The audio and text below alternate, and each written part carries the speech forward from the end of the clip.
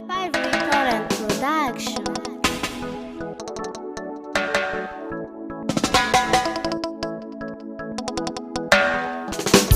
What's up?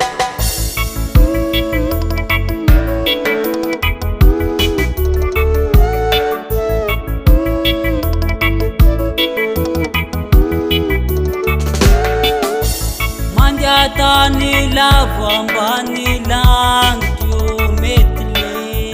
Marinya diswanga maruna tsapano fanane Tisi una to usulafaka Nyandanda faswa pantamba uafaka Onobomu yova mar Elki babunga mudirar God bless very good and the more Azatoa kivenoza niwo Azatoa kivenoza niwo Azatoa kivenoza niwo Azatoa kivenoza niwo Anginamazimbun fenangano Anginamazimbun fenangano Anginamazimbun fenangano Anginamazimbun fenangano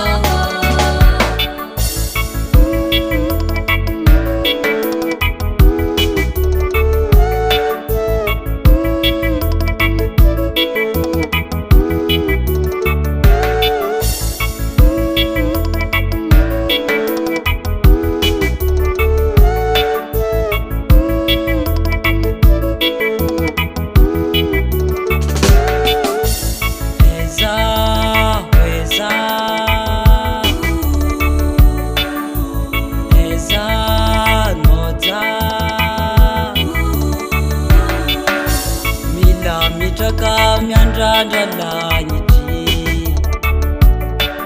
Aza kivila langandalova ngambunitaniti Padiswan fanante nangala elukumanyisa nandra Petrawo mpela tanganisa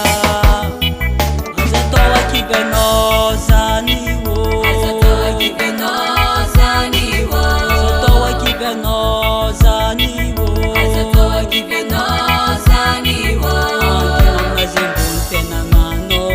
Anginamazimbun fenangano Anginamazimbun fenangano Anginamazimbun fenangano Azatoa kivenoza niwo Azatoa kivenoza niwo Azatoa kivenoza niwo Azatoa kivenoza niwo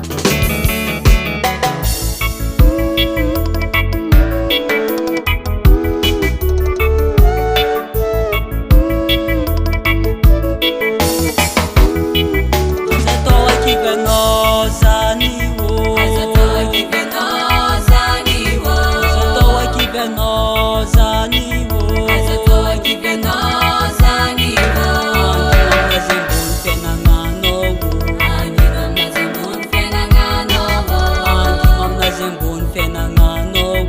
Anginamazimbun fenangano Azatoa